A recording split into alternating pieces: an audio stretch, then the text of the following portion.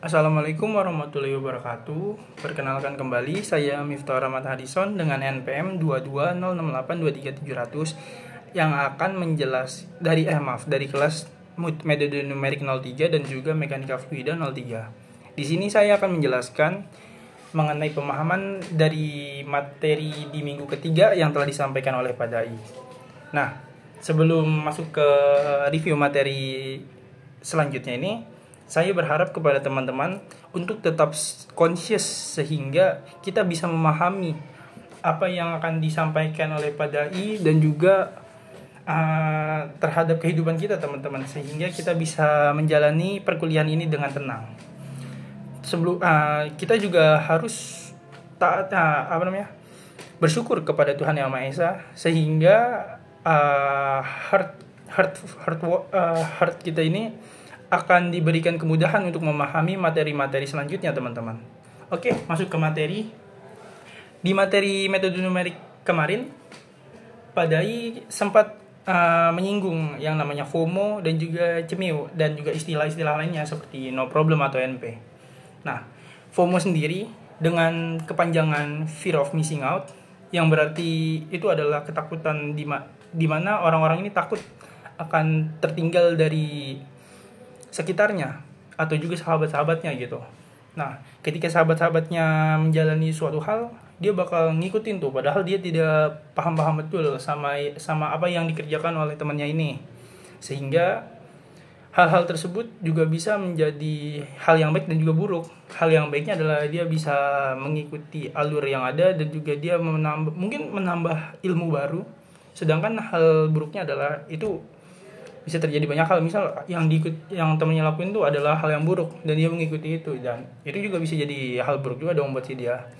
Sedangkan misal kayak correct me if I'm wrong, itu kan berarti adalah suatu orang nih menyampaikan pendapat, biasanya dia lagi nyampein pendapat bla bla bla bla bla bla bla dan dia bilang correct me if I'm wrong, yang berarti dia tuh dia sudah memberikan pendapatnya dan dia juga menerapkan sistem yang berarti dia ini orang yang menerima masukan dari orang-orang lain gitu, yang berarti itu adalah hal yang bagus gitu.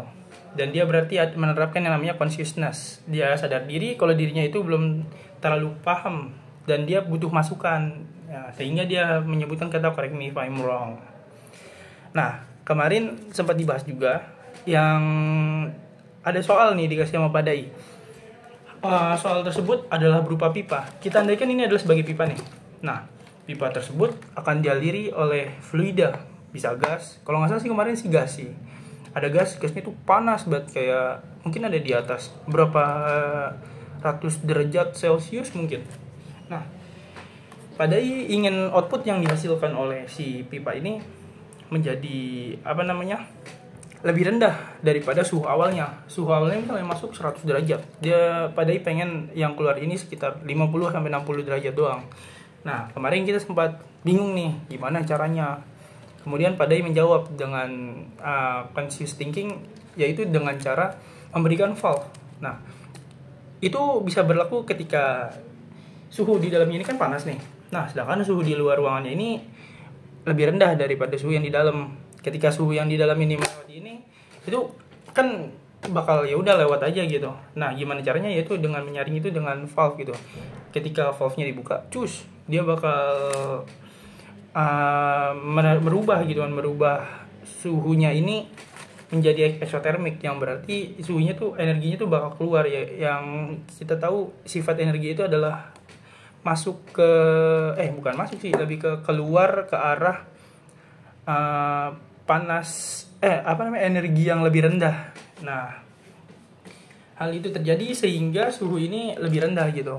Sedangkan untuk di kelas mekanika fluida sendiri, kemarin sempat dibahas mengenai pressure loss. Pressure loss sendiri itu adalah keadaan ketika misal fluida lagi mengalir nih kan, kayak dia kan bakal mengalir. Anggaplah dia mengalir kayak push gitu.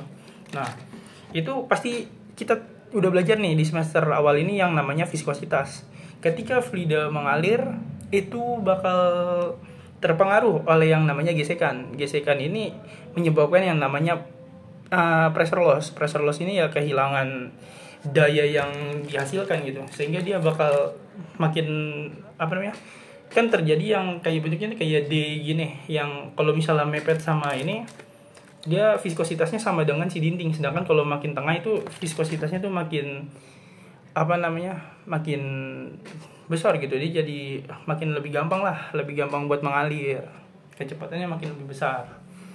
Nah, pas lagi materi itu juga sempat dibilang nih minor loss dan major loss. Minor loss itu sendiri adalah ketika pipanya ini bengkok, set gitu, atau ada suatu cekungan atau apa gitu. Sehingga ketika fluidanya melewati hal itu, dia bakal terjadi yang namanya minor loss. Nah, hal itu dia pengaruhi oleh yang namanya gaya gesek dari permukaan si pipanya ini, dan juga panjangnya serta diameter dari pipanya itu. Sedangkan untuk major loss sendiri itu adalah ketika pipanya ini mengalir nih. Nah, itu bakal dipengaruhi oleh hal itu yang salah. Maaf, kebalik ternyata kebalik teman-teman. Nah, untuk major loss sendiri itu dia pakai rumus dia berhubungan sama gaya gesek si apa namanya, pipa yang dihasilkan, panjang, diameter, dan satu lagi sih kalau nggak salah ini apa namanya, Rho itu adalah massa jenis dari fluida yang lagi dianalisis. Sedangkan untuk major loss itu sendiri itu adalah gaya gesek yang tadi. Nah, kalau minor loss itu adalah belokan-belokan yang tadi, dan itu dipengaruhi oleh koefisien kehilangan dari pressure-nya ini. Nah, untuk kemarin itu juga dikasih ini apa namanya, bahasan, yaitu ketika terjadi apa namanya, udara yang mengalir sebuah pipa itu kan ini apa namanya, bermacam-macam ya. Nah, kemarin itu sempat dibebasin gaya geseknya tuh mau berapa, terserah ke mahasiswanya gitu. Dan Pak Dai itu memberikan itu untuk menantang mahasiswanya nih, coba cari dong di ChatGPT gitu.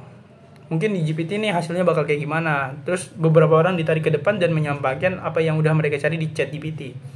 Sehingga ketika mereka menulis itu semua, diketahui bahwa hasil yang didapat itu berbeda-beda gara-gara gaya geseknya itu tergantung mahasiswanya. Bisa aja menaruh ketika gaya geseknya itu 0,2, 0,3, 0,4. Nah, itu berarti ChatGPT itu nggak punya yang namanya hardware, dan itu analisisnya itu nggak pasti gitu. Jadi kayak mereka harus pasti dulu nggak apa namanya, mendapatkan initial thinkingnya dulu gitu. Sedangkan kalau makanya itu kita perlu yang namanya hardware. Jadi kayak untuk menggunakan brainware kayak ChatGPT ini, ya kita harus paham dulu gitu dong buat initial thinkingnya apa aja yang dibutuhin gitu. Sehingga pas lagi kita pakai apa namanya, idealization dan juga instructionnya ini nggak bakal asal-asalan gitu. Dan kemarin sempat dibahas ya, hasilnya akhirnya ketika diketahui semua totalnya ini, barulah ChatGPT itu bisa menjawab gitu kalau hasilnya itu segini gitu. Ya, itu review materi dari saya. Sekian, wassalamualaikum warahmatullahi wabarakatuh.